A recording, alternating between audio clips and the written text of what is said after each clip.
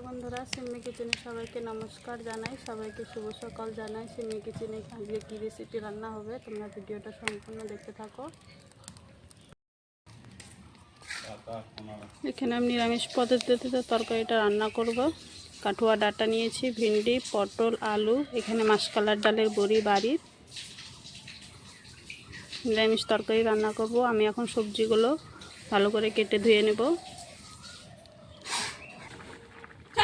এখানে ভিন্ডিটা কাটা ধোয়া হয়ে গেছে, আমি ভিন্ডিটা ধুয়ে কেটেছি। এখানে কটা কাঁচা লঙ্কা কুচি করেছি। সবজিটা কাটা হয়ে গেছে, ভালো করে ধুয়ে নেব।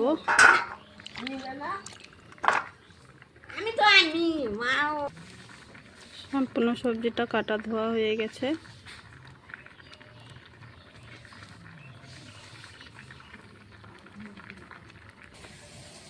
শুকনো খোলাতে কটা জিরে ভেজে নেব।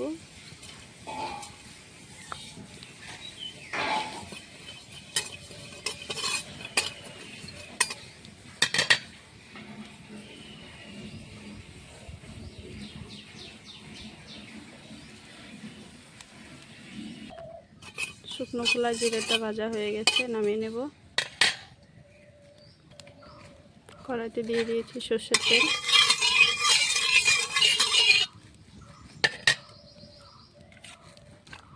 ডালের বড়ি কটা ভেজে নেব তেলে।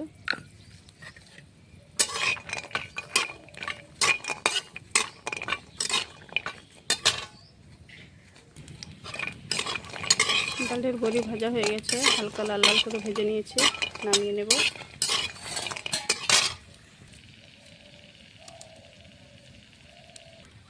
কড়াইতে সর্ষের তেল দিয়ে দিয়েছি, ফোড়নে দেব তেজপাতা, শুকনো লঙ্কা, পাঁচফোড়ন,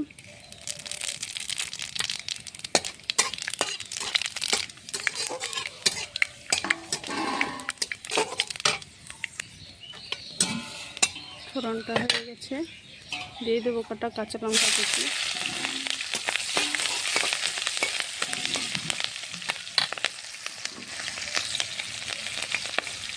দিয়ে দেবো কেটে দিয়ে রাখা সবজি।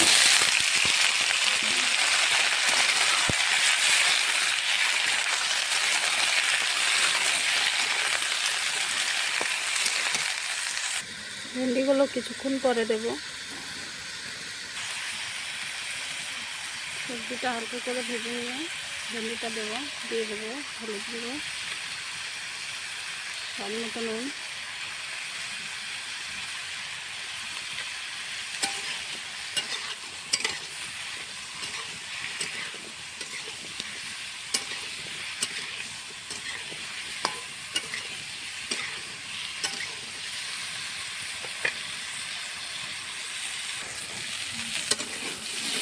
সবজিটা হালকা করে ভাজা হয়ে গেছে, ভেন্ডিগুলো দিয়ে দেবো।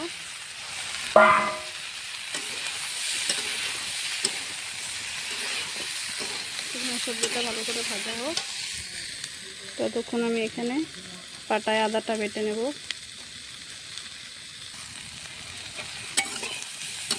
সবজিটা ভাজা হয়ে গেছে,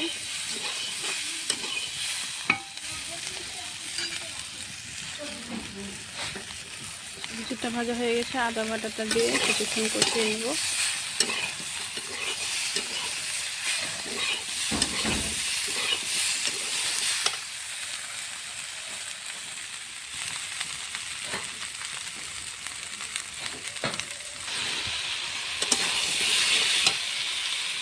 আদাটা দিয়ে কষানো হয়ে গেছে, পরিমাণ মতন জল দিয়ে দেবো।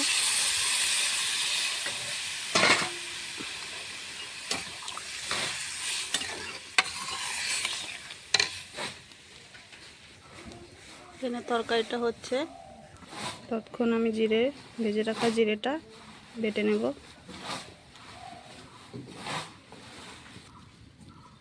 জিরেটা বাটা হয়ে গেছে,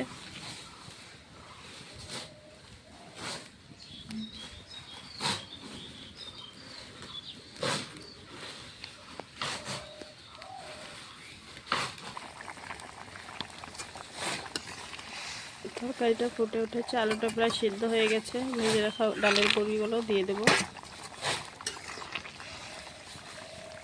ভালো করে এখন কিছুক্ষণ ফুটিয়ে নেব।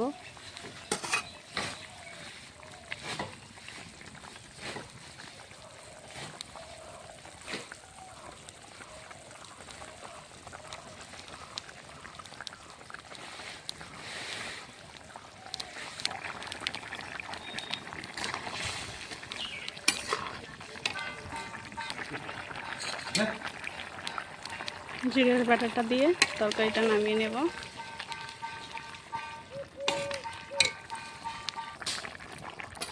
দেখো তরকারিটা বেশি ঝোল ঝোলও রাখিনি,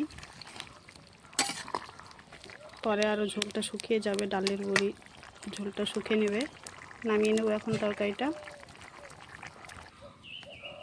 রান্না হয়ে গেছে। ডালের বড়ি দিয়ে নিরামিষ তরকারি করেছি। তোমাদেরকে যদি রেসিপিটা ভালো লাগে লাইক কমেন্ট শেয়ার সাবস্ক্রাইব করে দেবে। আজকের মতন রান্নাটাই